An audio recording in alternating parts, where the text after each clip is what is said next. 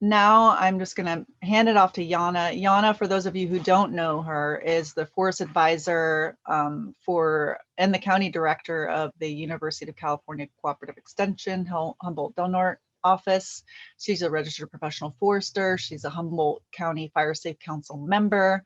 She's an advisor to the 7-County North Coast Resource Partnership Forest and Fire Capacity Program, researcher, scientist, Humboldt native, sort of making a study of why do some homes burn and some don't under different wildfire conditions, and then what can be done to increase our chances of survival.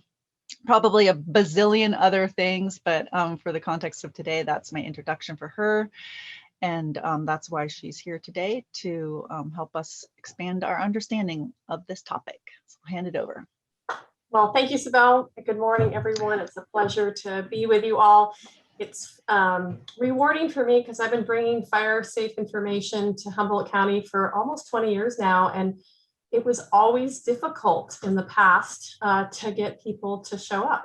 And it would be the usual suspects. And it took really until we had the campfire that we got to a place where people were really interested in thinking more in depth about these issues. So my background is as a professional forester, but I'm very fortunate in the job that I have, that I get to work with lots of really talented people and get mentored and trained by those folks. So for much of the last 20 years, I've been working with Dr. Steve Quarles, who is one of the nation's leading experts in home hardening and in wood durability and a long list of other topics. So what I'm presenting is a combination of his work, the work of the Insurance Institute for Business and Home Safety.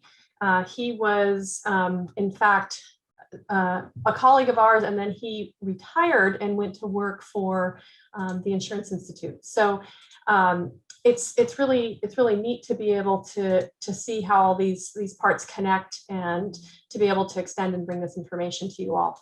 What I'm hoping to get to, if I can walk and talk and chew gum here, by the end of today, is really to give you the capacity to sort of augment your knowledge for doing home risk assessments, and to walk away with a whole lot of visuals that may help you in your guidance as you work with other folks in assessing vulnerabilities of buildings themselves, and thinking about the landscaping challenges that we all face, and in the more wider property defense component.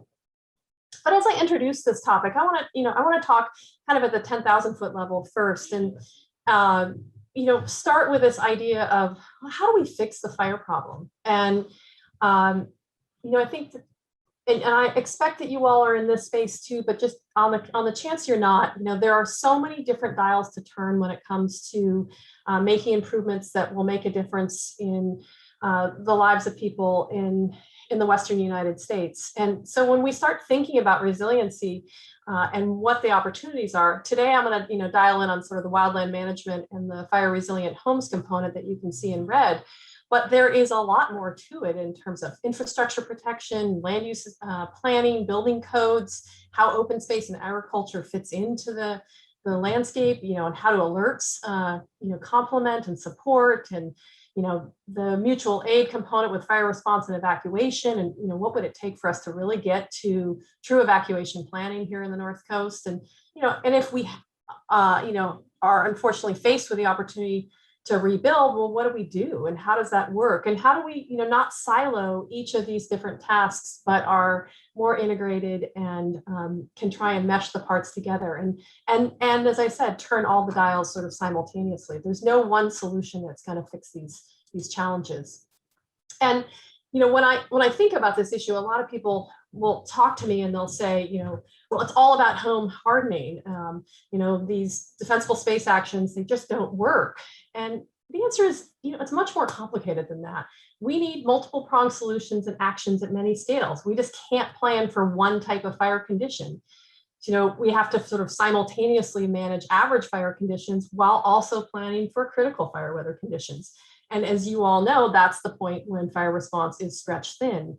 And we had a great illustration of that this last year with multiple lightning ignitions across much of the coast ranges of California and no resources available, right? That's the condition that we've all been talking about of being a concern, and we sure saw that. So, fuel breaks do work for average fire conditions. Home hardening is really critical for when we're in those critical fire weather conditions. So, it's a both and sort of strategy. So what I have set up today is to talk about fire exposures, break it down and help sort of think through those critical pieces there.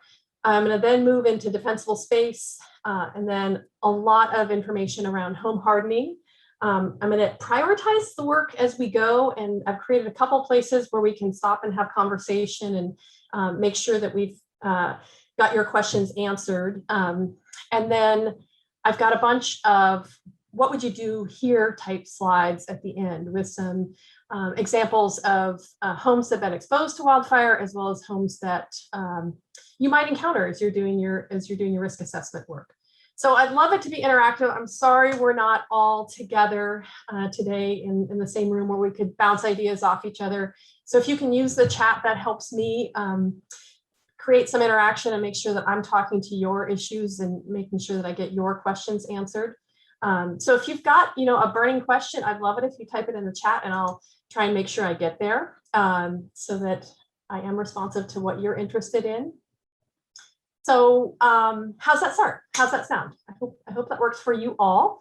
I just want to remind everybody that fuel is anything that'll burn, right? It's the mulch, it's the lawn furniture, it's the vegetation, of course, but it's also the deck and the arbor and the trellises and the planter boxes, and it's the house. I live in a 1960 home that has perfectly cured to be a tinderbox ready to go at any moment. And, we often talk about the home being the most combustible part of the landscape, and that's really true.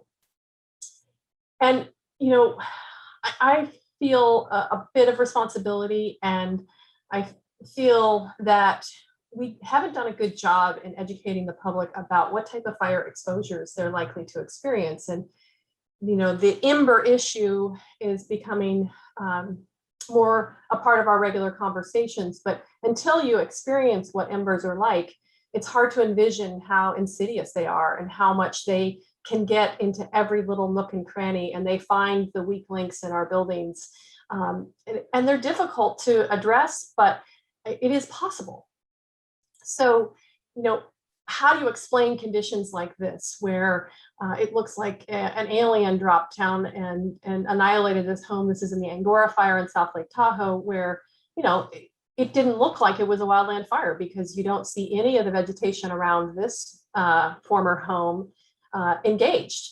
So what happened?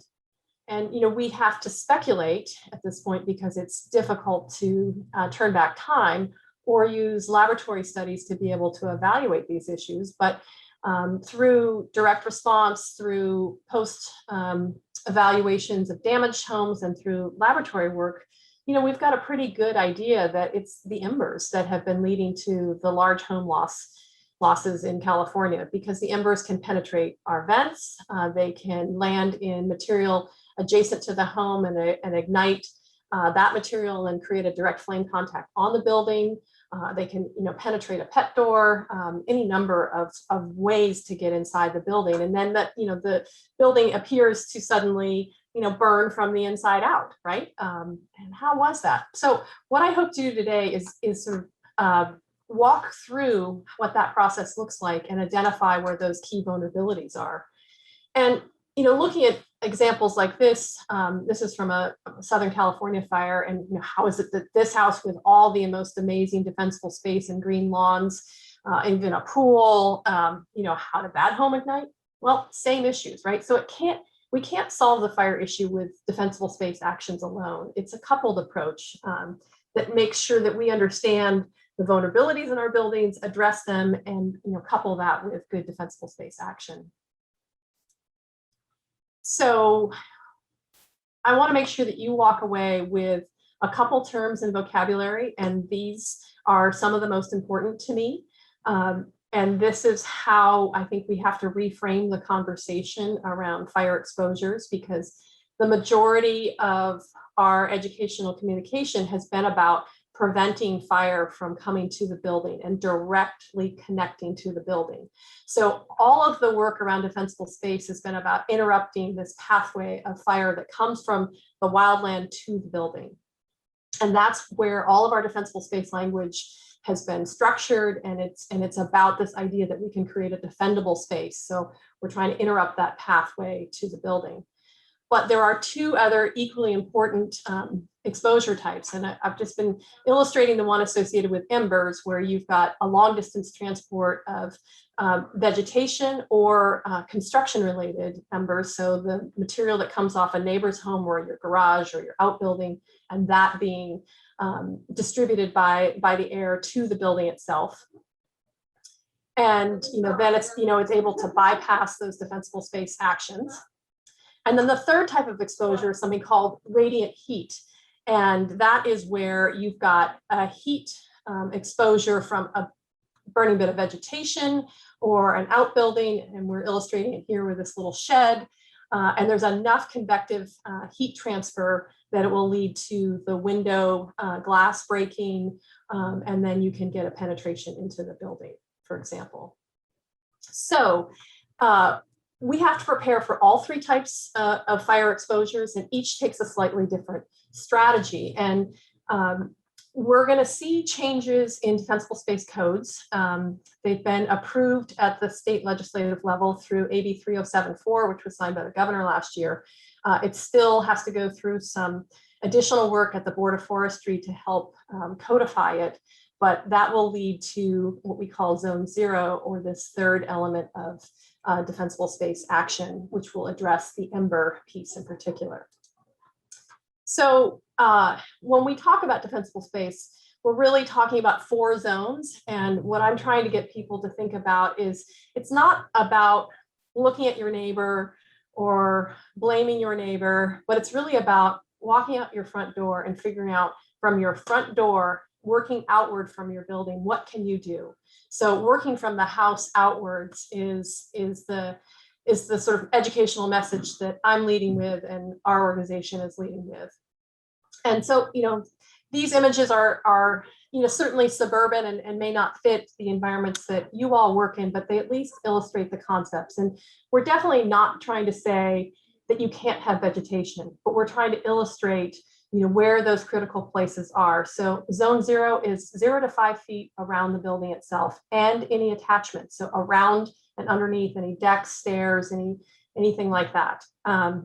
Zone 1 stays essentially the same. That's what CAL FIRE asked us to do, is to make sure that Zone 1, that none of those perimeters change. And then Zone 2 is to the 100-foot level or the property line. I add a 4th zone, which is the access zone. So the roads and driveways, and any overhead clearance necessary. And so, thinking about all of this as it couples together. Now, because of the radiant heat issues, I want to make sure that people understand it also includes Zone 0 around any one of those buildings that are on the property, especially those that are in some near proximity to the main structure or the main home. They all need defensible space action, because if you do have ignition, you may have radiant heat exposures on the main building, or you could have a new ember source that drives fire to the main house. So, I think there's challenges for prioritization, but all buildings matter in this context. And then there's the slope issues, and we know that we get wind that carries uphill. We also know that if you have a fire downhill, it will lead to preheating and creating a drier environment, which means that anything, either vegetation or the structure itself, can become more primed for fire exposure. So I know lots of folks build on the edge of slopes. You get the best views that way. There are different strategies for managing that. And the piece that we really talk about is that defensible space needs to be even greater in the downhill side of of the area that's below the building, so that you can try and interrupt those pathways. You'll hear some about retaining walls, and the retaining wall concept is illustrated here in this middle panel, and it works when you have vegetation that's not very tall. You can imagine if you had a retaining wall here, you can see that these trees can, easily pass embers or other flame over that retaining wall, so the wall could not be big enough. I'm not a big proponent of retaining walls, but you'll hear them in some of the vocabulary associated with defensible space actions. There's no real magic about the spacing guidance or the slope guidance. I've looked deeply into finding where all this stuff originates from, and I don't know that there's a ton of study behind it. I think we're more thinking about the idea that you want island vegetation so that you can break up the connectivity between clumps of vegetation, and we know you can get greater flame heights on slopes, and so you're just trying to separate those to the best of our abilities. And Gail, I've heard you, ask me questions about this in particular, and it's, there isn't a precise science necessarily that's driving those recommendations, but it does predate kind of the living with fire work that happened in Tahoe about 25 years ago. That's where most of this stuff seems to be coming from. I dig this out here because when you look at the Board of Forestry's guidance document that was put together in 2006, that's when defensible space was expanded from 30 feet to 100 feet. There is an interpretation document that's used to describe good defensible space. And this picture is one of the examples of good defensible space. And I don't know how you feel about it now, but when I look at it with my fresh eyes, I feel like it did a good job at reducing the fuel ladders, creating discontinuity between the trees, so you don't necessarily have fire moving from tree to tree if you got into the crowns. It's a very defendable space. You could put a fire crew there quite easily. But when you drill in a little bit more, I don't know what you all are seeing, but I see this really heavy level of vegetation right around the house itself. Right up against the windows, and it seems quite probable to me that embers could land on the ground, and if there's mulch there, create an ignition, and that dense woody vegetation could very easily ignite and create a direct exposure onto those windows. And I'll show you some examples of that in a little bit. So our thinking around defensible space is really evolving. And here in 2006, you can see why we've been having so many problems, because in our sort of conventional thinking, this was the right action, but it wasn't looking at the house itself. I think our culture has really been about trying to create a defendable space, a place where you can mitigate the path of fire. So fire, if it's in a forested setting, comes out of the crowns of the trees onto the ground, where you get lower flame heights, and you can put an engine or a crew safely to be able to manage the oncoming direct flame contact to the building. And so that works when you've got crews, when you've got moderate fire conditions, when you don't have a ton of wind. And so that works a lot of the time. But when we get to these critical fire weather conditions and resources get stretched thin, that's where we need to be sure that we've taken additional actions to be able to manage this. Again, this graphic comes from those early defensible space work from 2000, in the 90s, and then kept modifying into 2000. And you can see again this idea that we have lots of planting next to buildings, and that's fine. So I use these as sort of historical context from where we've been as opposed to where we need to go. So some of you may have seen a few of these slides. This is an image or set of images from Paradise. And this was after the campfire. This is about a month after the campfire. There are a number of buildings, and I'll share that later with some data that are built after the Chapter 7A construction codes came on board in 2008 that are built to new standards. But they weren't coupled exactly with the same awareness around defensible space. And so this is one of those buildings, and that's my hand, and you can see the embers that I found in the green lawn. You can see the embers and the ember damage on this cushion that was behind in the backside of this house under a nice little patio. And from from, our vantage point, it looks like the building did great. It looks like it weathered the exposure quite well. But it's not the case. And in fact, the embers blew over that sidewalk, over that green lawn, and there was woody vegetation and woody mulch all around the perimeter of this building. And every one of those windows, they're dual pane, but every one of those windows is cracked. It's a success in that none of them completely failed and we didn't get penetration into the building. We don't know how much smoke damage happened.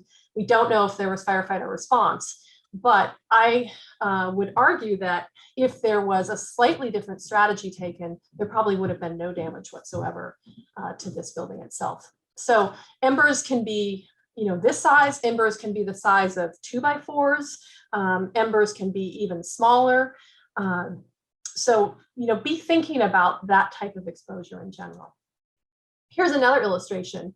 This is from the Carr fire in Reading. The fire tornado came through about a half a mile on the backside over here. And this is a stucco construction home. It weathered the storm quite fine, sort of. Again, a lot of cement, a lot of asphalt around this. The house is on a corner, so a lot of great defendable space. Again, green lawn, but there was woody vegetation and woody mulch all around the building. And as you can see here, this is a crack. And that was in this corner window here. This one is also cracked. So close, but I think we could do better. So, things to think about in terms of, the level and detail of response and exposure that we might experience. I'm not going to spend a lot of time on vegetation and plants, but I will say that there is a lot of interest in the community level to have a plant list. And I'm going to make the point of argument that placement is way more important than plant type in general. And all plants can burn regardless of how they're marketed. And it's critical to think about how they're maintained. So, fire safe landscaping, fire smart landscaping, whatever you want to call it, all requires pruning, irrigation, cleanup, maintenance. And, there are plants that are more receptive in general to embers. Those are the ones that are typically ones that collect a lot of, and senesce a lot of leaves, and they kind of get stuck inside the plant. But the point is really that it's all about the management of those plants. Now, a lot of folks are going to make the argument, well, native and drought tolerant, that's what we should be planting. And I will just say they can be just as receptive to fire as a lot of the ornamentals that people like to plant. If you want to get in deep, there's a really great review of plant flammability. It's easy to find. And there's just a whole lot of problems with trying to find the right plant. And I like to use lavender as an illustration. When you first plant lavender, it's really supple, it's lush. And if you don't prune it, within a year or two, it gets woody and the whole plant characteristic changes. So when and how you evaluate a plant matters, how people maintain it matters. So it's just not simple to say this plant is fire safe and it's going to be the right plant in my home. I really want people to think about placement and thinking about where they put those plants. And manzanita as an example, it can senesce those old leaves. It can have the individual stalks die back, and could be somewhat problematic, but well pruned. It really has much less bulk density on it, and it really could be a very resilient plant. So maintenance matters. Hope that makes sense, and happy to take some questions if you all are thinking about that. So what are we talking about? And, coming back to this Reading example, what we're talking about is, putting hardscaping or walkways close to the buildings, and then your landscaping out a little farther away. So creating that zone zero around this building, not trying to fundamentally alter the look or the condition of the type of landscaping, but really just trying to give the house a little space. And that makes it so much easier for maintenance. And you don't have irrigation overspray on the walls. And it's just a much easier way to manage the building. There's, I think, the additional issue in that a lot of people don't like to see their foundations. And so they use, we call them foundation plantings, to try and conceal that so the house looks like it's anchored on the landscape. And I think through mounding or other ways to create elevation, you can create that visual separation that people like, but still have that fire safety associated with it. I don't have a lot of example photos that people have done it right. We're looking for those. So if you have pictures, I would love to get access to them if you'd be willing to help us in our thinking. So Sibel and I worked with Kathy Weber, and we've got this great new brochure. I think you all have been sent this. These are all Kathy's illustrations, and we've been trying to dial it in for the rural landscape and ways to illustrate these issues. And so we'd love some feedback as to whether or not they do get to the hearts and minds of people on the North Coast, that they fit for our landscapes. So here, is an illustration of Zone 0. This is a rock pathway, with a tree that is separated from the house. There's a little bit of vegetation around it. It's quite lush and green. This is how Zone 1 would start to be managed out here.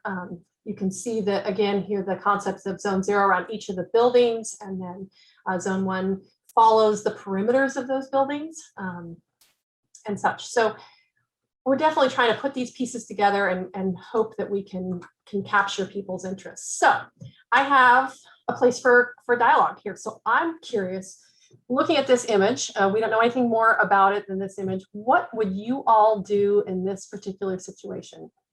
If you came in to do a home assessment, what are some of the things that you see that you might make a recommendation on?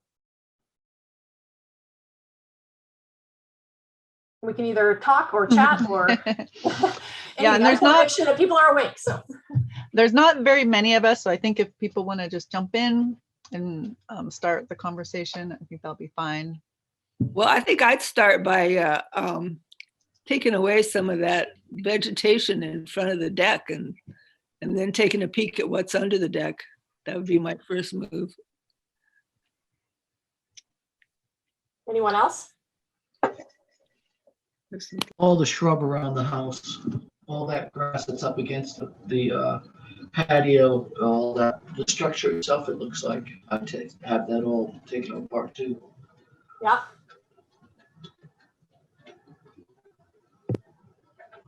Probably removing those limbs that are closer than 10 feet up there near the roof area. Mm-hmm. That'd be great. Oh yeah, that's right.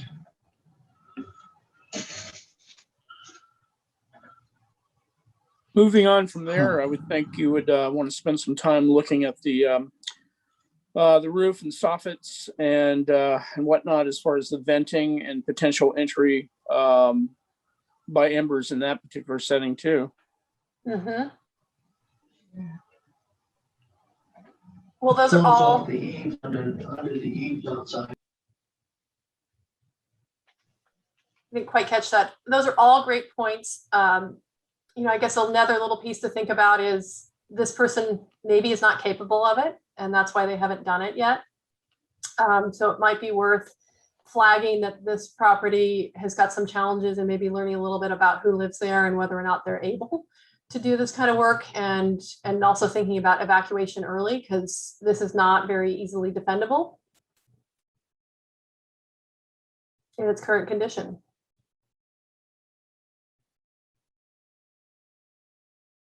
Well, great. Excellent. You guys are awake. So we're going to have a bunch of photos like this where we can sort of talk about what you might do.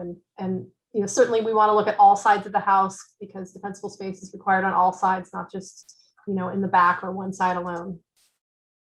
All right. How's everybody doing? Hopefully good. All right. So I'm going to dive into home hardening now. And I want to share a whole lot of the key points. This is just sort of a primer to look at some of the key issues. And we're going to dig into a lot of these points and really look at each of the components and figure out what the issues are and what the opportunities are. These are points that are illustrated in this brochure, and we've got it laid out in the center panel here. If you haven't looked, with fairly effective, I think, language to go into sort of each of the component pieces and the issues. What I'm going to try to do today, different from this, is really prioritize where you start in the process and what are some of the issues. So, how do you think about this all? I know when I talk to lots of folks, they get very overwhelmed and they get a little bit of analysis paralysis. And most people, the first thing they want to do is replace their siding. That is the most common thing I'll hear. And so how do we, help people work through all of this? I will say that your condition, the building's condition matters, whether it's on a steep slope, whether it's in close proximity to a neighbor or a garage or a shop or an outbuilding.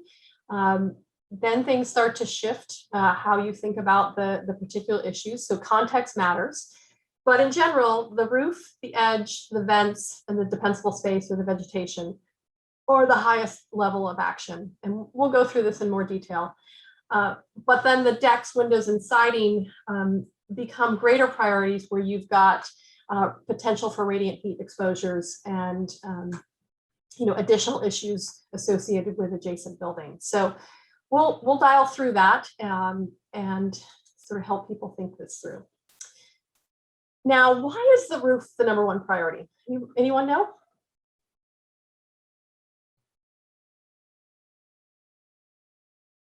Julia, you've been reading all the brochures. Why is the roof the number one priority?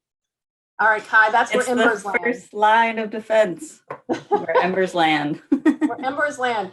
Your roof is like the coat or the hat you wear. It's this incredibly large horizontal surface that captures everything from embers, as Kai rightly points out, but to hail and snow and has to manage the wind. So it's shouldering the majority of the job. And if the roof is in poor shape, then it has a harder time doing that. Now, when we talk about Class A roofing, remember that that's just the roofing surface or the roofing assembly. It doesn't address other issues associated with the roof itself. It doesn't address how the roof edge is constructed. It doesn't address whether there's skylights. It doesn't address where there's complex intersections like here with this dormer, where you've got wall to roof interactions. It doesn't address the venting. So having a Class A roof on its own is awesome, but there's a little more to it. And people will say, I have a metal roof, so there's no issues. That's not true. There's always issues and there's always places for improvement. I want to reward people for their great work, but also dial in the fine points to help people think this through. And especially if someone is thinking about construction, thinking about new building design, I mean, what an amazing opportunity to minimize additional issues. If you can, create a simple building that doesn't have the roof to wall intersections, like you've just managed so many issues and created just something that's much easier to maintain and much less risky. But we don't really talk about that very much. So do keep that in mind if you are, working with folks and they're thinking about, new construction. What an amazing opportunity it is to make some adjustments in what we do that can mitigate some of these additional exposure issues. So, roofs, it's a challenge. Maintaining the vegetation that's going to blow at roofs is a challenge. I know last year I finally upgraded my 1960 redwood shake roof. It's a beautiful roof. Everyone laughed at me that I still had it, but it's $45,000. Wasn't easy to get there. And we took a redwood out when we did that. And I thought, I'm just not going to have vegetation on my roof anymore. I'm not going to have that leaf collection, the needles. But you know what? I was wrong. Even though there isn't a tree within like 30 feet of either my roof and garage, I get debris blowing from the neighborhood onto my roof and in my gutters. And so paying attention to that takes a lot of work. And when we get these high wind events, you get a lot more redistribution of leaf material and needles. And so being able to design the building so that it can manage that accumulation is really important. So, oh, good, Allie, you're happy you got a new roof. Me too. Can't laugh at me anymore. So, I think just some quick illustrations, right? You can envision how how this material collects, and it's really easy to ignite. So what we're going to try and talk about with people is how they can upgrade these roof to wall intersections to meet 1 hour fire ratings. Now it's, you can use some flashing, you can do some step flashing if you're putting on a new roof. You can upgrade, like in this dormer situation, adding a layer of gypsum board and then maybe some hardy plank panel in particular would be even better than the lap siding here.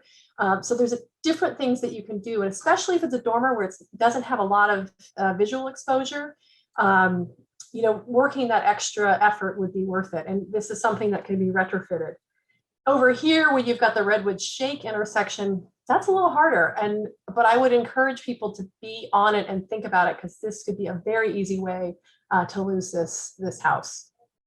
Make sense? Questions? All right.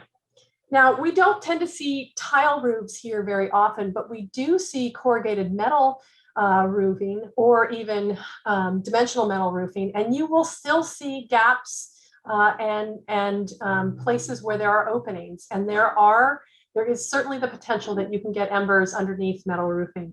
So be aware of that, and there are some ways to plug or caulk them. There's a Roxol product that might work as well. So even if you don't see tile roofs around very commonly, you might see it through a metal roofing example where you could have some of those vulnerable locations. Now, you know, gutters are important. Why do we have gutters? Anybody know why we have a gutter? Besides, you know, if we walk underneath a porch, not getting rain down the back of our necks when we come into the building. We have gutters because if you don't, what you get, and you can see it here, you get a lot of water exposure on the lower half of the siding, and you get degradation in the siding, and you can get rot on the wall itself. So we have gutters because we live in a rain climate, and we want to make sure we can minimize that water exposure on the side of the house. Now, gutters become great collection points, and so, you know, gutters unfortunately have to be maintained.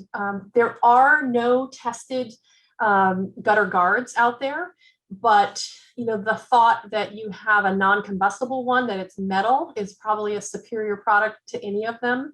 I am going to try putting gutter guards on my new roof and gutters, and I guess what I've learned thus far in research is that slope of the roof matters. The products vary a little bit by slope. I can't recommend one over another, but do have people dial into maintenance. Now, here's a plastic gutter, here's a metal gutter. This is done at that lab in North Carolina, the Insurance Institute for Business Home Safety, where you can build buildings and then expose them to embers and other issues. What happens when you have a plastic gutter is that you get ignition, but it will eventually melt and drop. So it's kind of a self-limiting system. It's got some benefits there. But then what happens is that you may create an additional exposure where you get direct flame contact to the side, to the siding itself. So, you know, there are some additional challenges, and that's why zone 0 matters. So if someone had zone 0 and plastic gutters, well, probably wouldn't be so much of an issue. Allie, looking at your question, what was the product? Roxol, and we can pull that up later and look at it. So, you know, just helping people understand what that issue is. Now, the additional piece related to gutters, and for people that have been doing it themselves and may not have been aware, there's something called a metal drip edge, which is a piece of metal flashing at the roof edge, and the gutter sits right in relation to it. And why that's important is so that if you get a fire in the gutter, it prevents the flames from the fire in the gutter from going underneath the roofing and getting onto the roof decking itself. So if you have plywood, it's a much better product than oriented strand board. And that's because you'll have less joints. The oriented strand board has all these pieces that interlock, and so you've got lots of joints. So plywood does matter. And that metal drip edge, which is not very expensive, is really important. It's required for code, but because we have so many owner-built homes, it's just another little piece to pay attention to. I thought you all might find this interesting. This is after the car fire. And I ended up talking to the firefighter that responded to this house itself. And sure enough, okay, so here we are. We have metal roofing, right? But we still had ignition to this home. This home's pretty much a total loss. And how we got ignition was leaf material in the gutter, and it got underneath into this section and into the attic, and we had a full attic fire going. And they were able to cut a hole and put the fire out before the building was completely consumed, but there is a huge amount of damage inside this building. So, you know, the metal roof itself is not enough. So this is the standing seam, clearly much better than the corrugated example where you get all those wiggles and you get those gaps itself. But you know, the whole system had to work together. And I think that's the point that we're trying to tell people. It's not about one product. It's not just because you have stucco. It's not just because you have a metal roof. You know, all the parts have to work together to be effective. And for some, that's totally overwhelming. For others, it's like, oh, that's something I can do. Oh yeah, that's not so bad. So I have for each of our components, you know, a little issue and a little action. So roof, largest horizontal surface, which makes it the most vulnerable component. It's, you know, trying to keep the embers, the rain, the sun off. And the more complex the roof is, where you get vertical wall to roofing intersections, that's the additional issue. So what are the actions? The actions are, if someone is ready to upgrade to a Class A roof, there are many options, and we'll link you into the materials listing. Do remember that some options are assembly related.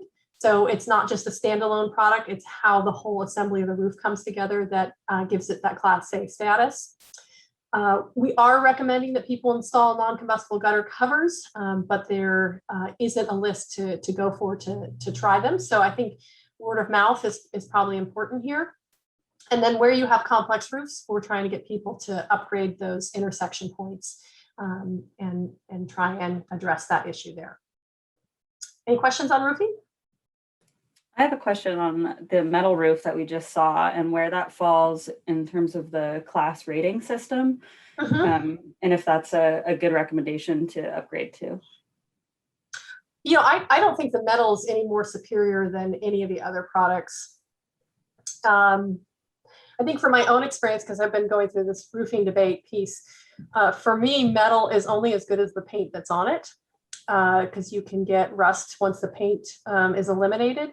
And since so many of us have wood stoves, you can get sparks that come out of our wood stoves, and that creates a location where you can eat through that paint. So that presents, I think, another additional management challenge. Metal is also about 30 to 40% more in cost than the other common products. So I won't discourage somebody from using metal, but I don't know that the cost benefit ratio is worth it from a fire perspective alone.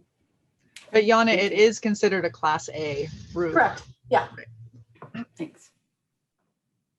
Kai's got a question there. Is there any reason you would not recommend oversizing eaves with no gutters? You know, not necessarily. If you oversize the eaves, then the non-combustible zone would need to increase because you have a greater place where you can trap embers underneath. And I think that's where I'm going to go next. So let's pull that point back up and make sure that I've addressed it. But I mean, you're right. Managing gutters is a perpetual challenge, but you do want to protect your siding. It'd be interesting to see, to see some examples of that. So now I don't remember what my point is here, but just try to, you can use this assessment to try and illustrate, some of the issues as you work with folks. So let's talk about vents. And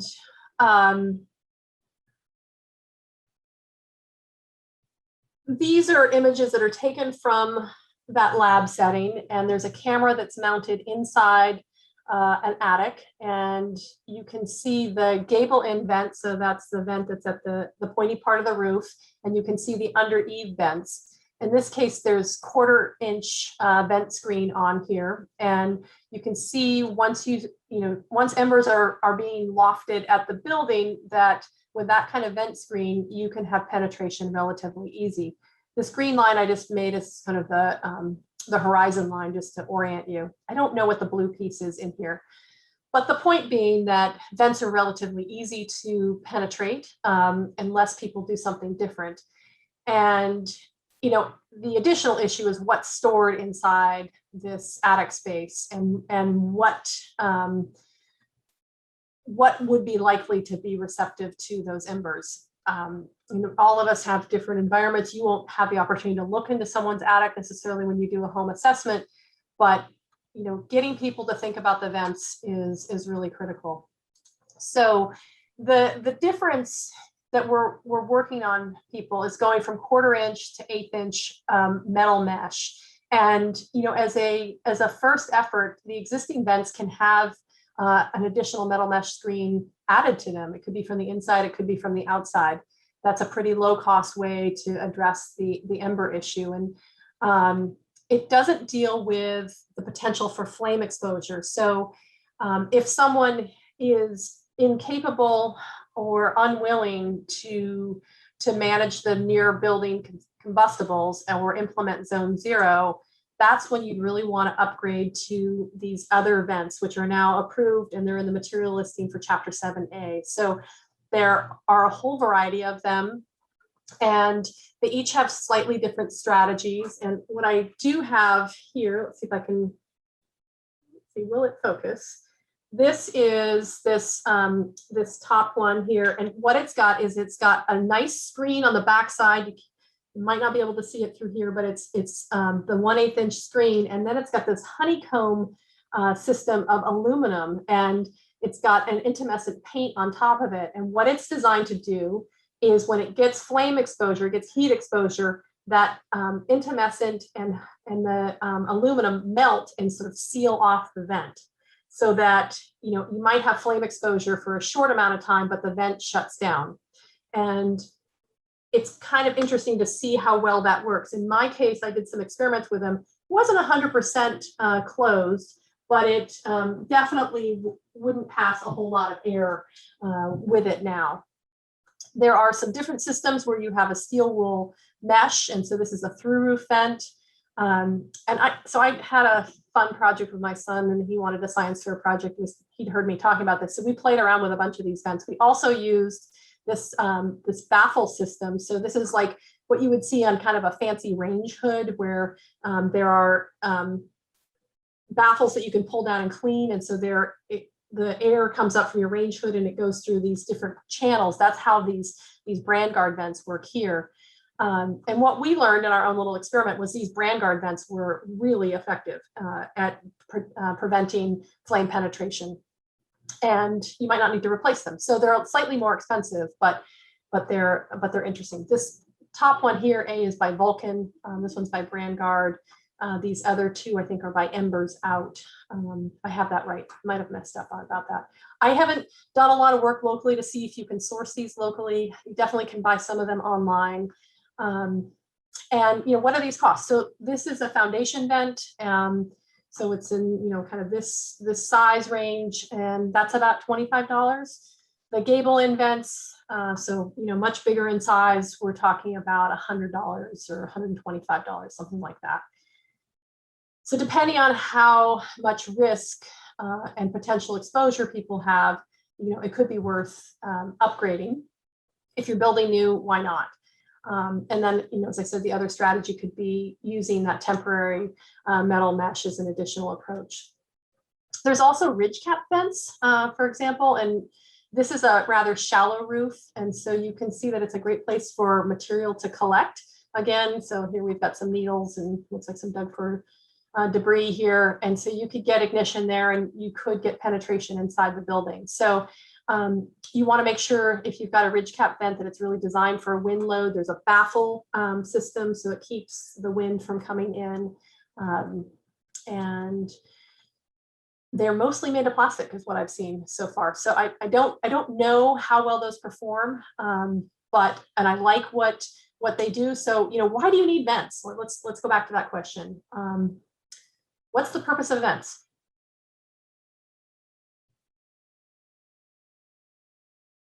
So the purpose of a vent is so that you've got air circulation. If you don't have a vent, vent Okay.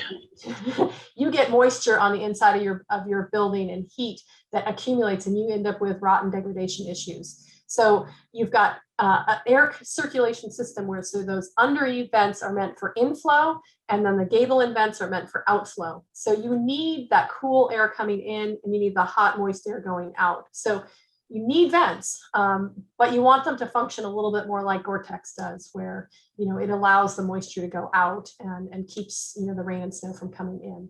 So thinking differently about vents is our challenge, and that to me is like the simplest thing that you can recommend to anyone, is to make some upgrades to their vents. The other thing to do, it's not my favorite action, but you could recommend to people that they create temporary vent covers at evacuation time. So that can be metal foil tape. It could be tin foil. It could be done from the inside, if that's maybe easier for someone to get into their attic and seal up the vents than it is from the outside. It could be plywood covers. We just want to make sure people take them off when they come back home if their building made it. So that's another strategy.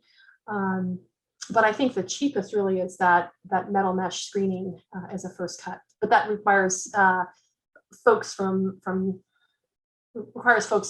planning in advance.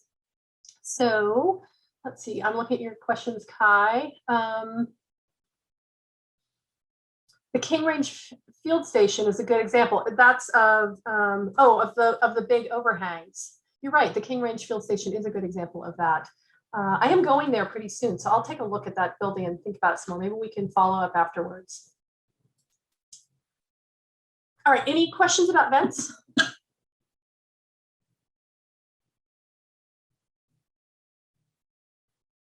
Okay. All right. So eaves. I'm not going to say a whole lot about eaves. Really the question is whether you have exposed rafters or whether you have a soffitted blocked-in system. The soffitted system is superior from an ember penetration perspective, and there are lots of retrofit vent options. So if you've got the little drilled-in holes, those can be. You can even find Vulcan versions of those. There is a whole retrofit line.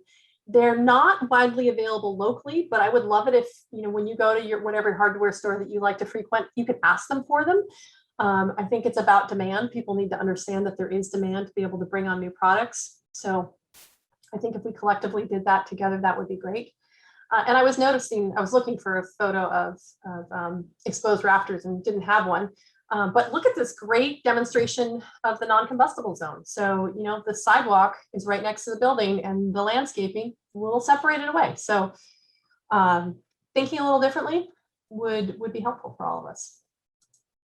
So, eaves, that was an additional piece. So the longer this eave is, the more area it captures potential embers and circulates. And depending on the ventilation system, you could end up with more penetration or exposure on those under eave vents. So, there's some trade-offs there. Now, I think we've talked enough about what the issues are with eaves, but if you've got open eave construction, you want to look for gaps around those roof details. You want to plug and caulk them. Some people are willing to upgrade to a soffitted eave design, and again, we want people to be thinking about those vents are important. So upgrading to the metal mesh screening on those vents or the flame resistant and ember resistant vents. And then most important is to remove the combustibles underneath those eaves. Okay.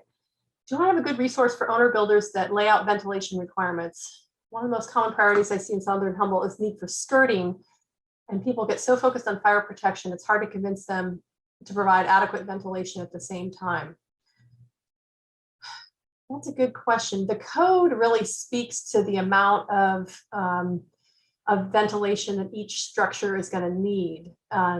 So I think it's about people becoming more aware around those issues. And you're right, most of the owner-built homes have not done a good job at thinking about this issue. It's a relatively dry climate, so people are able to kind of skirt through it. I'll spend some time thinking about what we might do in that situation. So here are two houses. Let's think about these two houses and see what you all might recommend for these homes. I figured they looked a bit like the type of homes we might see in our communities.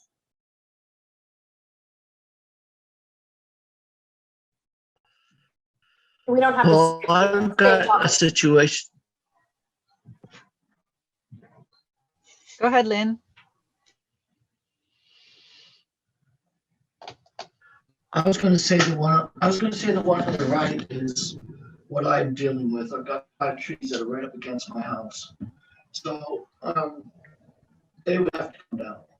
And all the vegetation around there that's underneath the deck, the house, the trees around the back and the side need to be pruned or taken up or taken down. That's a lot of work. That's what I'm doing. That's what I'm doing starting on April. Great. Yana, what do you say about these large trees that are actually quite limbed up as far as ladder fuel issues that are closer to the house? Because I do see that a lot around Humboldt. And then you get questions like, does the person really need to? And it's kind of a big deal to take down a larger tree like that. You're talking about the photo on the right? Mm-hmm. With the oaks? Mm-hmm. Yeah. I mean, the house on the right, there's a lot of places that scare me about it. I mean, look at the lattice component underneath the deck here. That'd be very easy to ignite and then bring the fire to the deck and the rest to the house. I mean, it's a long-term maintenance challenge with all of that leaf material coming, every fall from those trees. I don't love how close the trees on the right are in particular. I think you might get some foundational issues as those roots grow. So, that's an additional challenge. I think there's a lot of maintenance issues here. I think I'd sell. I don't know. I think there is tension in this place. If people are unwilling to manage these trees, then gutter guards become even more important. Making sure that roof is in really good shape. Thinking about these decks, they might want to replace those decks with a solid surface material as opposed to a wood material, because they're going to get a lot of material, debris accumulated. Replacing the lattice, really implementing zone 0. There's a lot of work to do on this house. The one on the left, we've got some roof to wall intersections. We've got some metal roofing here. I can't tell if this is a wood shingle or what product it is on the what maybe it's the garage side. I would love to have these trees back off a bit more so you can at least prevent some of the needle accumulation. They do already have some of the zone 0 element incorporated. I think it's a nice illustration that it's possible and it looks aesthetically good. They've used this decorative rock as a way to kind of conceal the foundation, and it makes it look attractive. So you don't just have the poured cement. This under porch area would be a great place for embers to accumulate. So it'd be nice to know what they store there, if anything, and remind them that location is where they're going to get embers collecting. Can I say something for a second, if you don't mind me interrupting? I see what everybody's saying with these houses, but I feel like too, I don't know how many of you have done a lot of these inspections. Really watch how you come at people, because if you say what you were just saying to this homeowner, they are going to become so defensive and they're not going to listen to you anymore. So I realize that there's stuff that needs to be fixed on these homes and improvements that can be made, but your approach to the person and the way that the words you choose, and I mean, you need to point out the good with the pad. You can't just come at them, because especially in Humboldt's his own world. And people, I don't know, I apologize for interrupting, but I was just listening to everybody and all the negative things. And honestly, from the houses I've inspected, these aren't that bad compared to the stuff that I've seen. Right. Great point. I really appreciate that. And, here I'm trying to get people to be critical, to see those details. But I agree, the delivery is incredibly important in this moment. And I'm not trying to gloss over that at all. But again, we're here to sort of look at those fine points, figure out where those are, and again, your relationship, your style, your approach is all incredibly important in this moment. So, the question is where do you meet somebody and where do they meet you? And I think we can talk more about the Flash program and what people are interested in, and start at that point.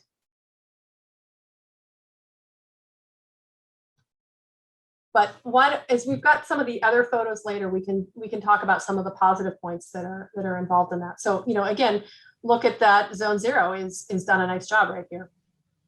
And then also just pointing out, thanks to those who put what they thought the issues were in the chat too. That's all true. All good stuff. Okay. All right. So remember, we just went through the roofs, the vents, and the defensible space, and now we're going to drill into decks, windows, siding, and a couple other pieces. So I want to just share a little bit about Paradise, because Paradise, this is some work I'm involved with, but Paradise has a lot to tell us. And that is because there's 140 homes that were built after the 2008 construction codes to Chapter 7A. And so it becomes a pretty large data set where all the buildings were had pretty, the fire burned through in 12 hours with wind throughout that entire time period. So they had a more equal level of exposure than some of the fires that we've seen in Sonoma, for example, that had different flavors on each day and different behaviors on each day as a result of that. So, are these construction codes making a difference? That was one of the questions we were after. And I think it's worth understanding that. And so what you can see that basically pre-1996, there's not a whole lot of survival. And there's about 8,000 single family homes in the town of Paradise. There's 14,000 buildings or so that are lost between the surrounding communities, but just drilling into Paradise itself. And we did not look at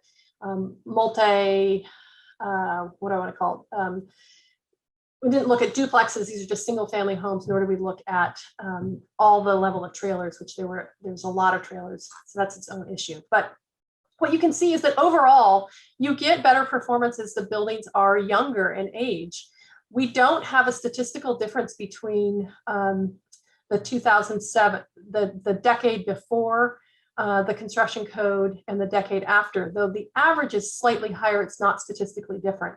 And so what I take from this is that the roofing, a 20-year-old building is still likely to have roofing that's in pretty good shape. And our standards for roofing, I think, are doing pretty well.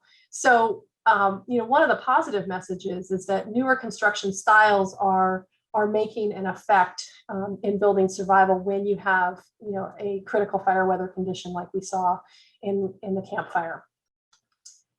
There's some other interesting things to look at respective to the campfire, and what we saw as the greatest predictor of loss was a number of homes that were lost around the subject building. So the condition of the neighbor had a high determination on the survival of the building itself. And I think this photo does a nice job of illustrating that, where you can see that the vegetation impact is largely a result of the burning of the building itself. So, there's a lot of green trees that are left in here. And where you get these, big burnouts is where you get greater damage to the surrounding vegetation. So there's about 400 damaged homes. We looked at the DINS data, looked at all of the inspector reviews of them, and of the percent of survived but damaged homes, radiant heat was by far the biggest item that was implicated in the damage itself. And where we tended to see that was in both window and exterior wall damage overall. So this radiant heat piece is a really big deal. So be thinking about how that might be an effect in the places that you're looking. So as we drill into windows, and we were talking about radiant heat exposures, the issue is where you have a window that has the potential for a high radiant heat exposure, moving from annealed glass to tempered glass gives you a significant heat buffer, because you get the glass is just designed to be able to manage that heat.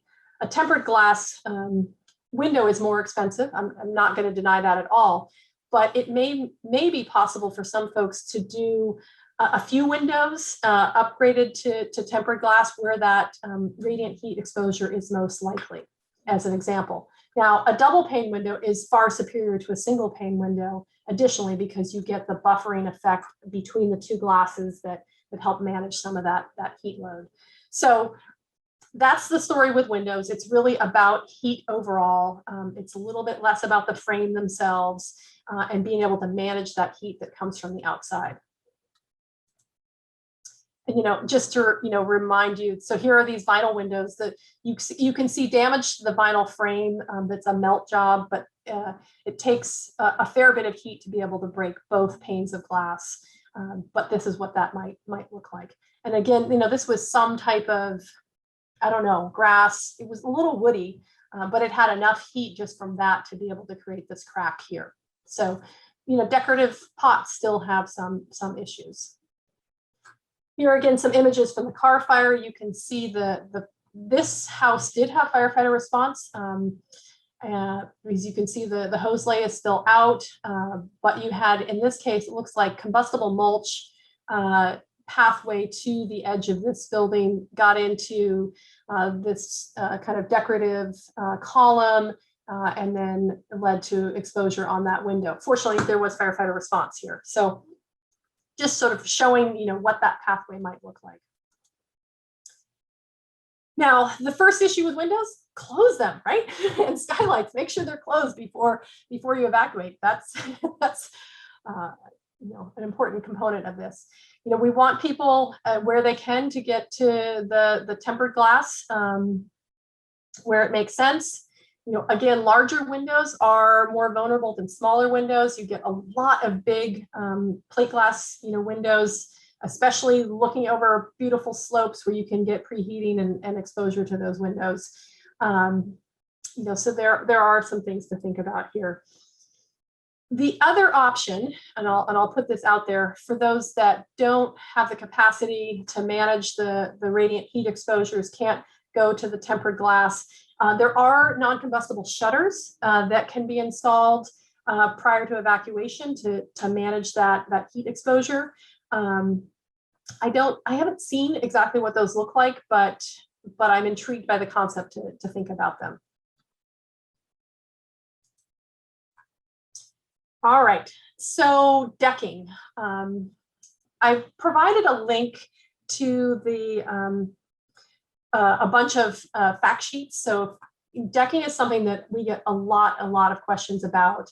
And there are multiple issues with decks. There are attachment issues. There's debris collection points between decks. And so there's maintenance issues associated with them. There's also the management of vegetation underneath the deck itself. What I want people to be aware of, though, is that if they are upgrading or improving their deck or replacing their deck, there's some new deck installation guides that are likely to make a significant difference if people want to build with redwood or another wood product. And that is on the joist itself. And I guess I don't have a picture of this, to apply a foil face tape on the deck joists.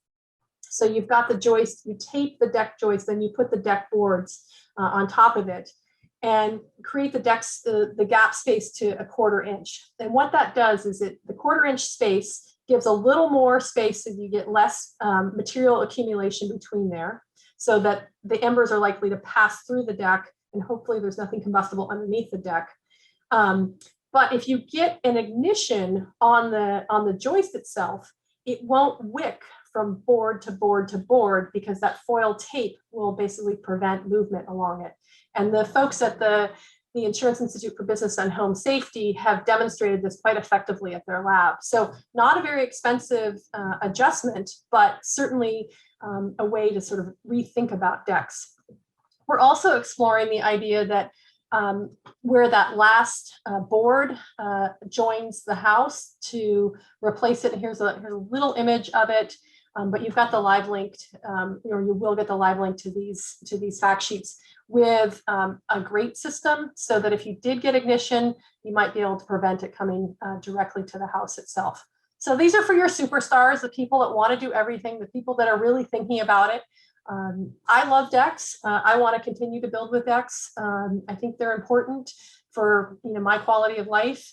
There are other options. There's solid surface deck options. There's patios. There's other ways to think about those outside spaces. But I'm interested in being able to keep decking in the conversation for people and how they live in these Mediterranean ecosystems. The primary issue with decks is that a lot of people store stuff underneath them, and they're just easy to, because they're kind of not sort of, you don't have to look at it, and those become either receptive to embers or direct flame contact, and then you've got a big fire underneath your deck. And I know lots and lots of stories of people or firefighters having to really manage the deck issue because you get ignition on or under the deck.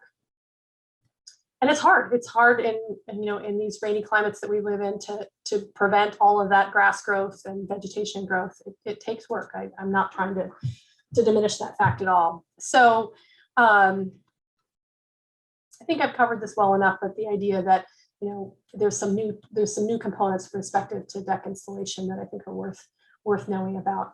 And then at evacuation points, making sure that people are moving their combustible materials, the doormats, the brooms, the furniture cushions, the barbecue propane tank, away from the house or inside the house so it won't have exposure.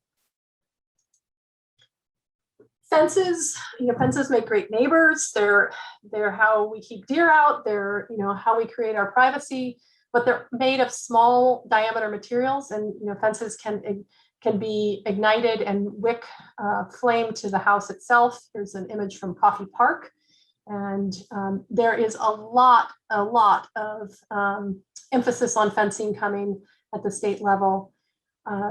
What I want people to be thinking about is if you can break the fence to house connection with some type of interruption, either a gate that is non-combustible or that last panel as it approaches the house to not be of a combustible material, all of those issues. So I see Nancy's question here. Am I going to talk about skirting? You're right, I didn't plan to talk about skirting. So let's look at this for a second.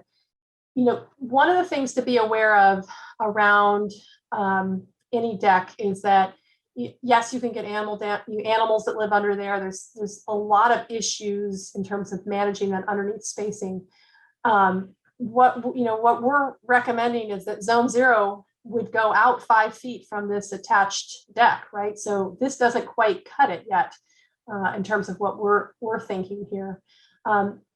If you're gonna skirt, the one thing you want to do is make sure you've got air exchange, because otherwise you can get rot in the posts or in some of the wood underneath. So you need to still have air movement. So zone 0 goes out. It's from the deck itself and from the skirting itself. And the more that you can create both a little bit of vertical non-combustible zone and horizontal, the better. So I'll talk about that with respect to siding in a minute. I guess I find that when I've it depends on how high the deck is, but when I've skirted it, it becomes harder to maintain the vegetation underneath. You still get light penetration, you still get birds dropping seeds through the deck, and then you've got vegetation growing underneath. So it's about a maintenance challenge, and the height of the deck will influence what's more easily manageable. So I don't know if that gets to your answer, Nancy, but that's what I'm thinking. We can maybe talk about that a little bit more later. So siding and exterior walls. I'm going to start with the obvious one here. Just because you have non-combustible siding does not mean that it will prevent loss of the building. So here is a cinder block construction house. This is a house, and its vulnerable places were the vents, the windows, and its defensible space components. So we still got penetration inside the building and lost the whole building.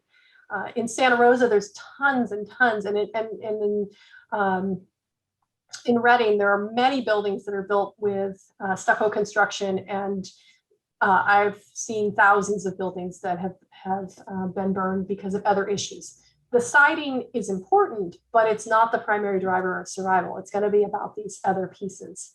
Now, we have a lot of T111 homes that are sided with T111, and a whole panel product is great because there's less gaps and joints. So here you can see, this is from these little experiments that we used to pull around to communities, and we burn walls because it was something we could do, put it on a piece of sheetrock and show people kind of what, in this case, there's an intumescent paint on this side and there isn't one on this side. So there's a product on the right. That's why you don't have combustion over there. But when you turn around and you look at the backside of this wall, what you can see is that the flames are penetrating at those joints. And the reason is because you get heat and you start getting deflection and movement, and that's how the flames are able to get inside.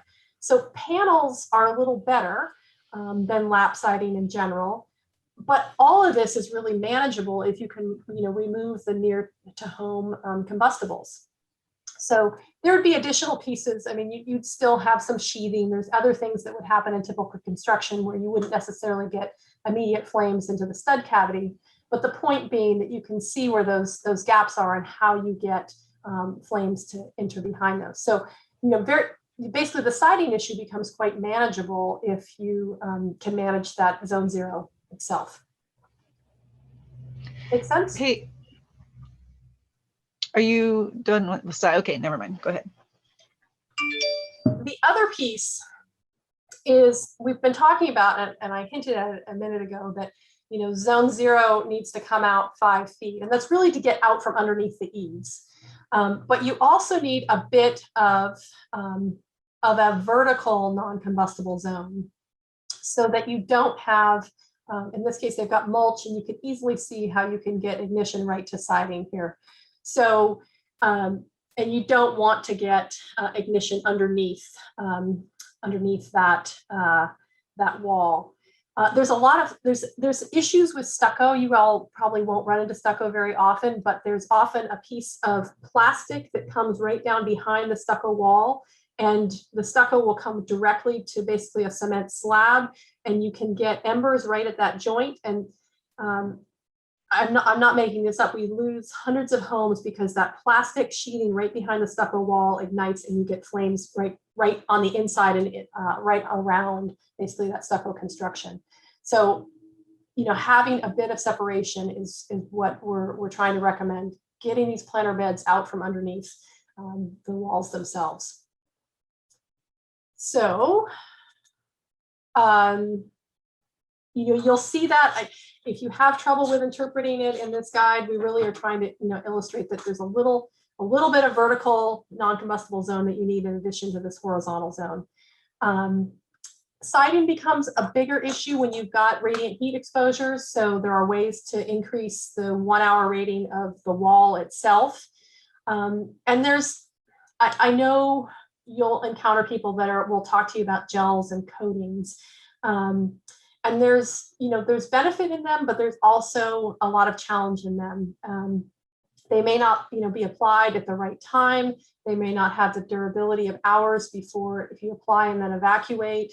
They may not be thorough. It's easy to miss little components.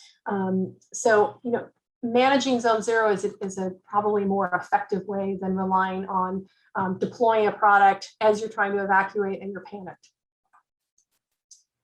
So as I start to wrap up here, and we'll get to some questions and some dialogue, just, thinking about other vulnerable locations, other places where you can have, embers get underneath garage doors. This is just an old building, and you can see that, there's been some rot and some degradation here. There's also the need to kind of keep clear underneath solar panels. Pet doors need to be closed when leaving under evacuation. The brooms, there's lots of little places where you can get ignition and get direct exposure.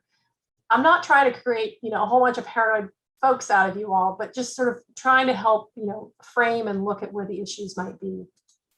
So the two common questions, we get a lot of questions about our coatings as well as exterior sprinkler systems.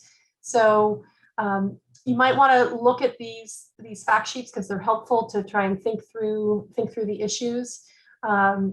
Exterior sprinklers in particular require a lot of things to work right. So when do they deploy? How long do they deploy for? What's the water source you're going to be using for exterior sprinklers? Is it separate from the water source that the fire service might use if they need it? Will the water go where you need it to go? What about wind? If you've got a windy event, does water tend to go where you want it to go? Not always. Are there other actions that people can take first? I guess that's where I was trying to get people to think about. Take those actions first. If you really are committed to sprinklers, and there's a lot of great stories about them working in certain situations, just understand how much work it takes to get them to work effectively. Do you need a power source to be able to provide that water? Is it gravity fed? All those components need to work together. There's an illustration here of a sprinkler system that's got the deck, but it doesn't have right next to the building. So the water isn't going where it's designed to go. There are some pretty fancy sprinkler systems with cisterns and separate water sources, and they deploy for certain periods of time and then they shut off and then they redeploy. So sprinkler technology is coming along, but you need redundancy and you need to make sure that you don't take your critical water that you might need later for firefighter response. So not a simple answer that sprinklers can solve all problems. So I think there's lots of win-wins and lots of opportunities to just make some small adjustments that can help our resiliency in general. And I'm not saying that people shouldn't have plants and flowers and landscaping and privacy fences. It's just about fine-tuning those a bit more. And this whole component of design, maintenance, construction is really more important than one particular product, right? One product is not going to save a building on its own.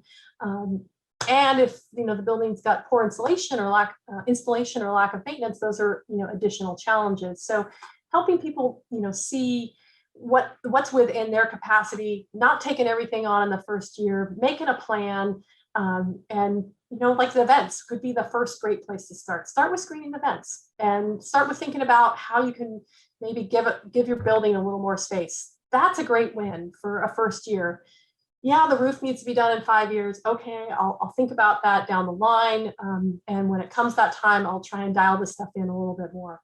It's exactly as I'm forgetting her name's made the comment that it's about getting people on board with this stuff and feeling that it's doable and achievable.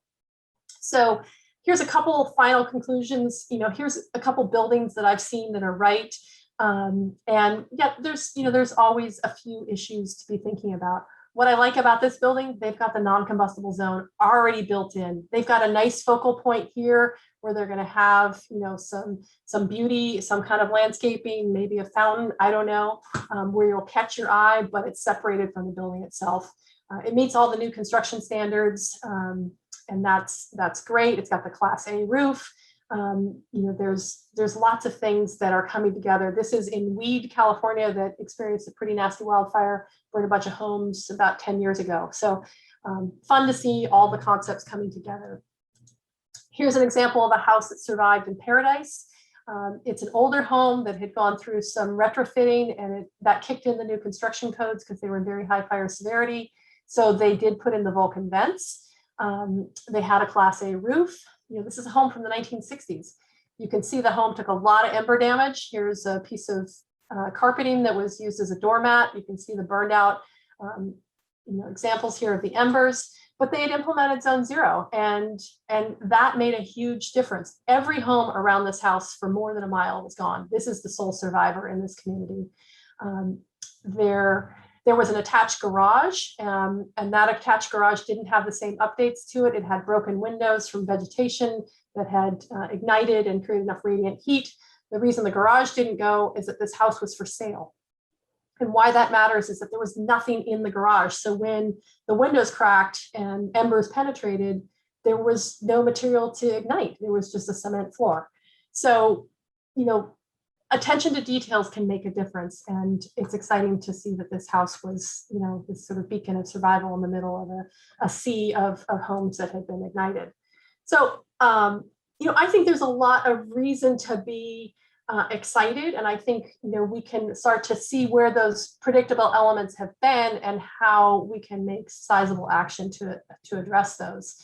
And when it's come to earthquakes and tornadoes and hurricanes, we haven't been fighting those. We've been adapting and building smarter. So how can we take that same mentality and apply it to fire in the same way so that we're part of the solution and not just expecting and hoping other people will come and save us. So, I'm excited about the wildland urban interface construction codes. I think it gives us a pathway forward to see how things are going to be more effective. But, there's we'll show you the construction list you can look at, but we have to figure out how we incentivize and upgrade existing homes in general. Let's see. So, all right, question and answer. And then I've got some challenge photos for us to look at. So let's see. Isabel, do you want to manage the Q&A for me? We've got a couple questions in the chat. Kai, he's asking about barn doors, should have some way to secure them in heavy wind. On the Kincaid down in Napa, we had to secure a few vineyard structures with 8+ barn doors that were tedious to secure. Any comments about that? So the attachments were not, the locking systems weren't working very well, so they were flapping basically. Yeah, go ahead, Kai, jump in. It's a small group, so we can discuss if you want. If he's still here with us. Yeah, sorry, I'm not sure if my audio is good. Good. Yeah, you're correct. That's what was going on, Yana, is that there really wasn't any way designed to secure them. So they just, as the wind blew in, they were blowing open and blowing embers into the building. Have you seen much of that around here, Kai? Those types of doors in your? Yeah, unfortunately, woodsheds is where you see them, which of course has a pretty receptive fuel. Yeah. Yeah. It wasn't so much a question, just kind of a note on the doors. Right. Well, I think that's the point, is where we start to see where those vulnerable locations are, and they'll look different in each environment. And as we dial in, because you get common construction patterns in each community. Oh, that's how they all did it here, right? We all have in Southern Humboldt a bunch of Steve Daisy old glass windows. They're all single pane and they're beautiful because they were free. Plastic. They were cheap. Not free, they were cheap, right? So how do we manage that? All right, Allie's interested in the old school fiberglass insulation. Should we replace that with the board insulation, or does it matter? No, it's got fire retardant built into it. That's just fine. So a bunch of the paper insulation that people blow in, that's got fire retardant built into it. Okay, that makes sense. Yeah. You'll hear costs. The other thing, people will complain about the costs of the fire codes. And remember that those costs are largely being driven by interior changes in code and sprinkler systems interior and all the new requirements to manage fire from inside the building. The exterior construction related details for fire resistance are less than like 3% of the overall building construction. So building new, meeting the new wildland urban interface codes, that part is not expensive. It's the interior stuff that drives the cost and people get really frustrated by. But you kind of have to decouple them. They're sort of different beasts. Yana, one question that comes to mind when Ali mentioned foam, often people out at public meetings ask about the foam that you spray on your home when you get evacuated. I've heard lots of different perspectives on that. I don't have it. I don't have enough knowledge. Okay. All right. Maybe someone else does in this room. Lori, is that something that you guys talk about with your interactions? No, it's not something that we talk about because I don't have enough knowledge on it to be able to answer the question. Okay, thank you. There's a bunch of retardants that people are marketing. And I'm sure they work for the time period that they need. There are other downstream effects of some of those retardants in general. I often say that, you have a heart issue, so people drink red wine because it's it's good for the body. That's not exactly solving the issue, right? The issue is that maybe your diet wasn't so great, your lifestyle wasn't so great. So it's about how to, deal with the underlying issues. And if you have the capacity to take it on, do it. And if you can't, then you need to be dialed in, get the alert systems, figure out how you're going to evacuate quickly, be aware of what the fire weather conditions are, and don't wait for an evacuation warning. Just get in front of it if you cannot manage these issues. Those retardants on the outside of the building are generally for a fairly short period. And it just seems like people need to be evacuating well ahead of the fire. When they should be putting them on is really when they should be evacuating. Yeah. And you might evacuate 4 days before it gets there and they're not doing any good at that point. Right. Yeah. It looks like you've got a second there in the chat. So everybody's getting some consensus on that one. Exactly. And then there are some intumescent paints. People want to add paint to their wood shingles. And there was a project at the Insurance Institute for Business and Home Safety, and basically said there's not a lot of known durability in those. So the frequency of application is unknown. And so you're kind of in uncharted territory that way. And the simpler thing is to manage the zone 0 pieces, and then maybe you don't have to worry about adding an additional product and hoping to get added benefit out of that. Yana, are you seeing Ali's question about the fences?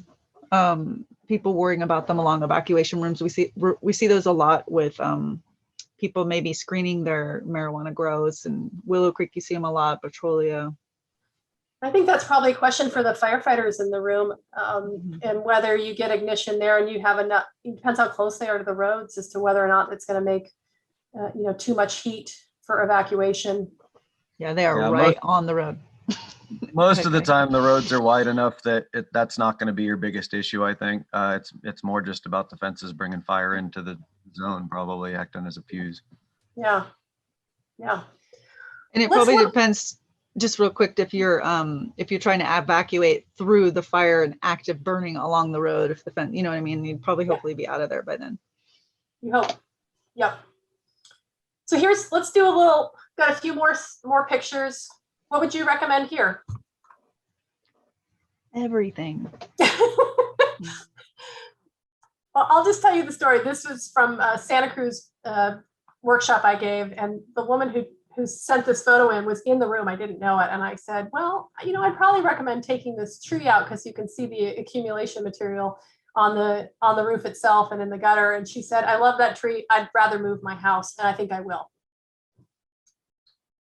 I'm like, fine, that's a win-win. If that's what you want to do, great. I wonder how she feels now after the CZU complex and all the other fires that we've had this year. So you got to meet people where they're at. I'm right with you all. All right. How about here?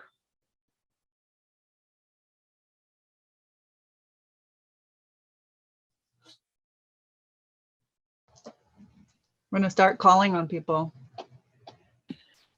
It looks to me like it wouldn't be that hard to create your zone 0 there. The tree, if you wanted to keep it, would have to be limbed up really high. Yeah. Because it's right on the roof. Yep. But take out the bush right in front of the window, move the planter a little. You can start on making sure a ground fire is not going to ignite the house. Mm-hmm. And I don't know if that fence is attached. Right. There's probably a gate on the side yard, would be my guess. Yeah. Look at this piece right here. You can see that this gutter has been failing. And it could be not installed correctly, or it could have a lot of leaf material in the gutter. So it could be a great talking point because there's, you've got algae buildup around this gutter. Yeah. For example. Someone got that in the chat. Good job. All right. Yeah. And look at the nice Class A roof. That's great. They've got a non-combustible siding product. That's great. There's things that are working here. A little fine tuning and, wouldn't take that much. It's not expensive work. How about here?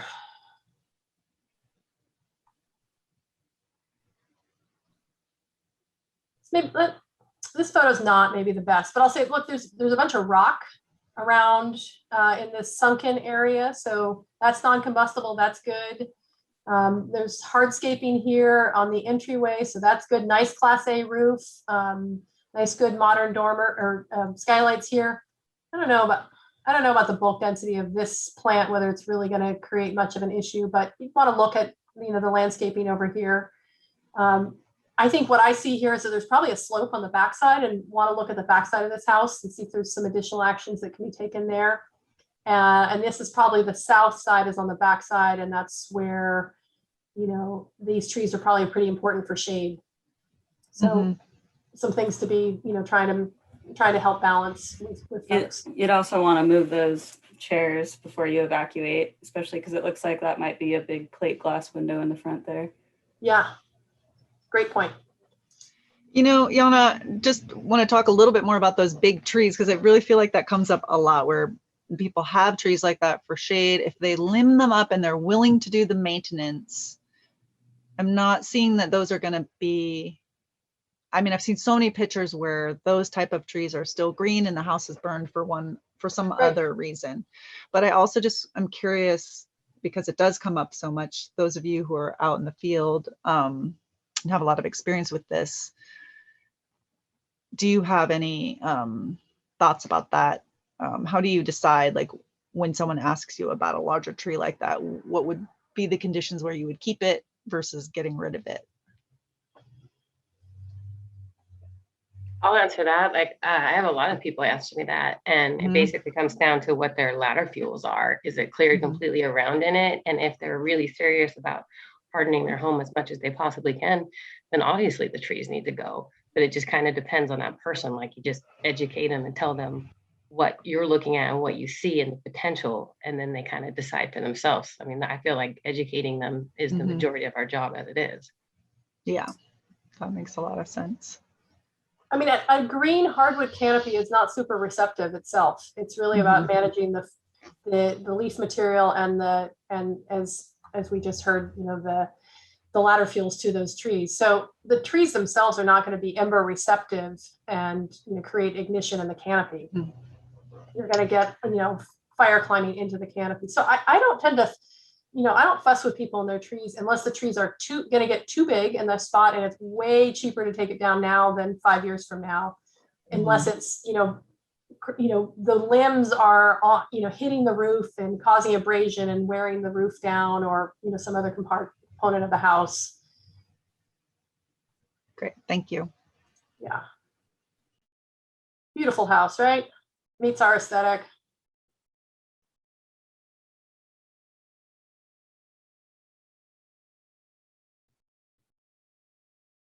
I think they need a woodshed, right? That's kind of what I think. Or a commitment to move their firewood away from the house during the fire season, whatever that is in their community. Maybe some gutter guards here, because they've got a lot of component wood. Looks like these redwoods and maybe tan oak there.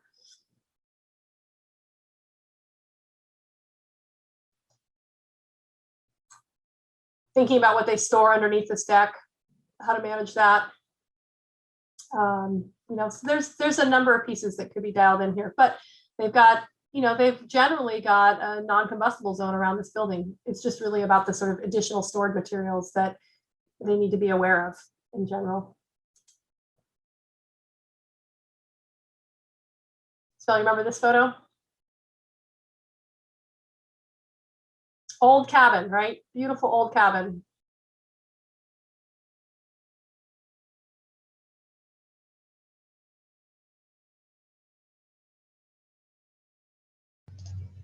Yep, I remember that. With a little skirting around what looks like the porch. It just looks like one match could just light that whole thing on fire. Everything is so dry.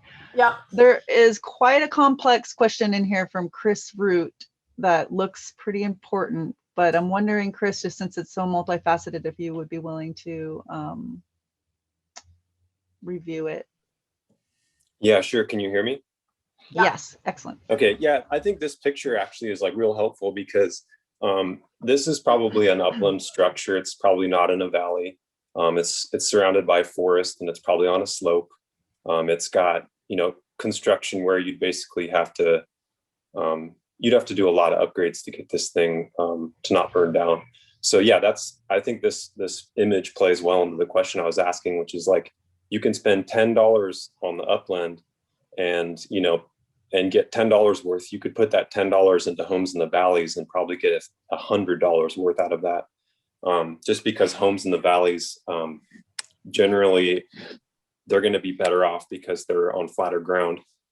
But no one really wants to fund work down there. It's really hard to get funding for fire safe councils to do home improvement and to do like yard work and stuff like that. It's just generally seen that should be people's own responsibility. So I just want to know if anyone else had any similar experiences. I've heard some people are thinking insurance is going to be the force that eventually forces concentration of people into fire safe neighborhoods more. And just the economic forces alone will solve the problem. But I would love to hear other people's thoughts. I guess I'll say, Chris, my perspective is that we need to bring everyone into the equation. We're all part of the solution. And you don't know what type of exposure this building, for example, is likely to experience. And there's a lot of things that are right about this building. Like it's pretty easy to imagine doing defensible space work here, which would prevent direct flame contact to the building. And, maybe it's a cabin that people only go to rarely and it doesn't have emotional attachment and it's fine for whoever owns it to let it go, but maybe it's not. And so, I think helping people see where the risk is and what they can manage. I certainly wouldn't recommend changing the essential character of this whole building to try and, get it to something that would be resilient. But I think from the defensible space piece, you could manage that. Doesn't look to be a big radiant heat potential exposure to it. And, there's a million situations where homes are not ideally situated or not ideally constructed, but we have to start somewhere. And I think having people see that they're part of the equation and part of the solution. There's going to be there are some funds coming through AB 38, which is a bill that's trying to incentivize upgrades to existing homes.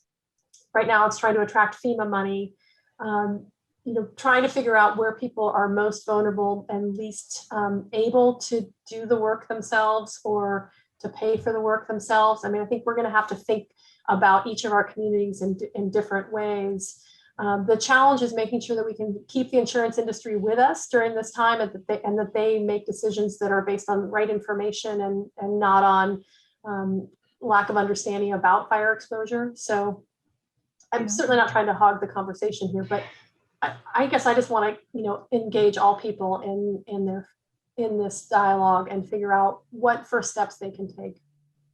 And Chris, I also think that there is an increasing awareness about how the small towns, the communities in the valleys are kind of part of the equation too, just with the experiences that we've had recently where some of them, like Slater example and others, have burned down. So doing work in those communities as well as upslope, as well as even in more remote areas, kind of in tandem, I think is getting recognized as more important. And you may see, we might want to test that system with more proposals that do focus on maybe those model communities where, hey, we want to do defensible space and driveway clearance and home hardening work in this community to complement the work that we've already been doing with prescribed fire buffers and, forest health projects all around the community. And I think that kind of model is going to be appealing to funders moving forward with what we've seen recently. Also, I don't know if you can hear me. Can you hear me? Yes. Chris, I've found that there's an increasing amount of funding from PG&E for homes in the valleys to do defensible space and do things so long as they're within 1,000 feet of a utility line. And whereas I can't even suggest, an upland home for that kind of thing with the PG&E grant, just saying. Mm-hmm. All right, well, we are, Yana, getting a little close to our 12 o'clock time. I don't know if you want to do a few more or if we want to do a round. I'd like to, so we're starting to dial in. Maybe I'll pull through these a little bit more quickly. Yes, there's some zone zero things. There's a lot of great things about this house. There's some places for fine tuning. There is a relationship between outbuildings to the main building that could be that could be thought about. There's some places for opportunity. Look at this. I think this house actually looks pretty darn good, even if it's constructed of redwood siding. They've got a lot of Zone 0 implemented and done really well, and they've got the vegetation pulled back. There's a connection point potentially that could be watched, and some additional issues there. If you watch the Mendocino video series that Steve Quarles and I put together, this one we spent a lot of time thinking about, and it's got some complications to it, which I think I won't go into, but I want to show you, and we got a lot of these kind of buildings. I want to show you some of the damaged homes from Paradise, because they, I think, help illustrate some of these concepts. So, what happened here, we don't know exactly, but looks like elements of the fence likely engaged to this corner area. You can see the recycling bins and the amount of heat exposure they had. Probably there was some firefighter response here to be able to pull this apart and stop that ignition. But, here's a pathway example. Here's what happens with vinyl siding. I don't know how this building didn't burn down, but you can see ignition of the collective debris on top of the roof, and some gutter fire examples, but this house made it. So not always easy to understand all of that. Here's gutter fire, probably no metal drip edge, and how it started getting into the roof edge overall. Vegetation to building, close connection. You can see the accumulated material that burned off, how this fascia deformed. These things probably could have been managed a little bit easily.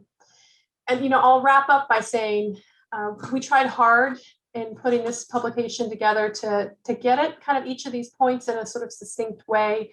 Love your feedback as to whether or not it's working for you. Sabelle's going to send you a bunch of resources, and I think Sabelle, I found a couple other ones that I'd like people to be aware of. That's the Fire Safe Marin website, is really well done. Tahoe has also done a home retrofit guide. It's kind of thick, and you're welcome to take a look at it. There are those Firewise fact sheets that are part of the National Fire Protection Association. We saw a couple examples of those that drill into some of the thorny issues in particular that are worth looking at. The material building listing that's at the Office of the Fire Marshal is clunky. I'll warn you about that, but it's as good as it gets right now in terms of trying to figure out whether something is in the Chapter 7A guidance or not. And we are updating both of these publications. I just wanted you to be aware of that. This one's in the final stages of editing. Bill, you were asking some questions about that, so it should be coming soon. And then the more detailed home survival one is on its way, but still moving a little more slowly. We did put together a video series with Fire Safe Mendocino, and so each of the components of the house is broken down into like 5-minute videos. So you could, direct people there if they want some more information and can get some guidance on the issues if they, want to sort of reaffirm what they heard from you and think about things a little bit more. So with that, I will stop share. Thank you. Yeah, we could all put our cameras on to say hello. Put yourself in your gallery view. I will do a follow-up email. I did send out a bunch of materials. There's some new things that came up today. And Yana, can we include your PowerPoint presentation too? Yeah. And then maybe I'll send out an email with those additional materials, and then you can also let us know if there's something else that you would like to learn more about or want us to follow up with you about. Any last words from anyone? We still do have about 8 minutes. I have a question.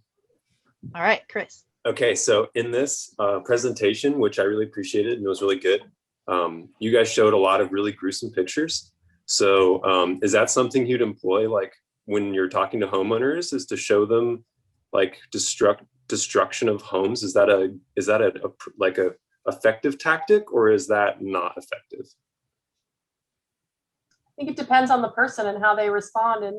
And Lori may have some viewpoint on this.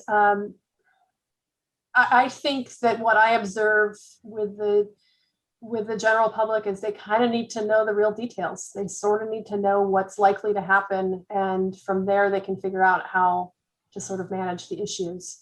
No,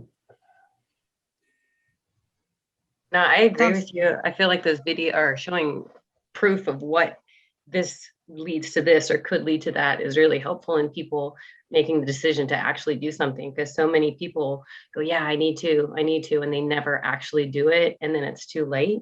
So I think sometimes showing just that, I know the thing with the screens, how many people are so dazzled about how simple they can fix their vent screens and how much of a difference it makes. Like just little stuff like that people don't think about.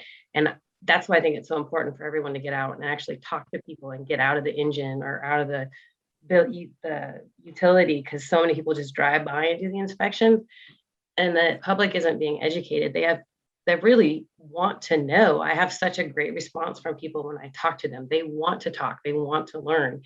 And yeah, a lot of them want to see the pictures because it's what they're trying to prevent happening in their lives.